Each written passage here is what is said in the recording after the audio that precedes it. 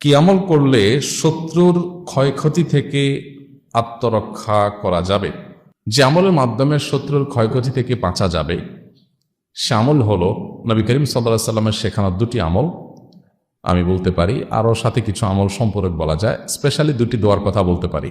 একটা দোয়া হলো, কোনো ব্যক্তি আপনার ক্ষতি করার চেষ্টা করছে, আপনাকে হয়রানি করার চেষ্টা করছে, শারীরিক মানসিকভাবে নির্যাতন করার চেষ্টা করছে, আছে এরকম দুষ্ট প্রকৃতির মানুষ, এরকম যদি মনে হয় তো আপনি একটি দোয়া সবসময় পড়বেন। নবী করিম সাল্লাল্লাহু আলাইহি সাল্লাম কোনো ব্যক্তি তার ক্ষতি করতে পারে এরকম আশঙ্কা বোধ করলে তার ক্ষতি থেকে বাঁচার জন্য এই দোয়া পড়তেন। দোয়াটা হলো, আল্লাহুম্মা ইন্না নাজআলুকা ফি নুহুরিহিম ওয়া নাউযু বিকা মিন শুরুরিহিম।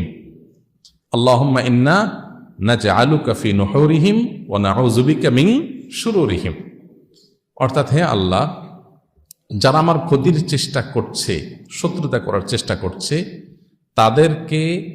তাদেরকে উপযুক্ত শাস্তি দিয়ে দমন করার জন্য, তাদেরকে শেষ করার জন্য আমি আপনার কাছে দায়িত্ব অর্পণ করলাম। আপনি মেহেরবানি করে আমার হয়ে আপনি তাদেরকে উপযুক্ত শাস্তি দিন, তাদের থামিয়ে দিন, তাদেরকে দমন করুন, তাদের শেষ করুন।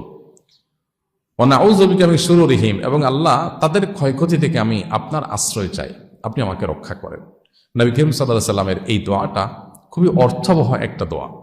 এই জন্য জীবনে কখনো কোনো শত্রু আমাদের নবী সাল্লাল্লাহু আলাইহি সাল্লামের কোনো ক্ষতি করতে পারে নাই। কোনো শত্রুর ক্ষতি দ্বারা যখন আপনি ক্ষতিগ্রস্ত হন, আশঙ্কা করবেন, এই দোয়া পড়বেন, আল্লাহ রক্ষা করবেন ইনশাআল্লাহ। আবার দোয়াটা পড়ছি, আল্লাহুম্মা ইন্না নাজআলুকা ফি নুহুরিহিম ওয়া নাউযু বিকা মিন শুরুরিহিম। আর আরেকটা দোয়া আছে যেটা কোরআনে বর্ণিত হয়েছে, যেটা উহুদ যুদ্ধের পর গজওয়ায়ে হামরাউল আসাদের সময় মুনাফিকরা, মদিনার মুনাফিকরা মুসলমানদের মধ্যে একটা ভয় ঢুকাই দিল যে মক্কার মুশরিকরা তারা আবার সমবেত হচ্ছে এবং তোমাদেরকে সর্বগ্রাসী আক্রমণ করে শেষ করে দিবে। এমনিতে মুসলমানরা উহুদ যুদ্ধে নবী করিম সাল্লাল্লাহু আলাইহি সাল্লামের একটা গাইডলাইন থেকে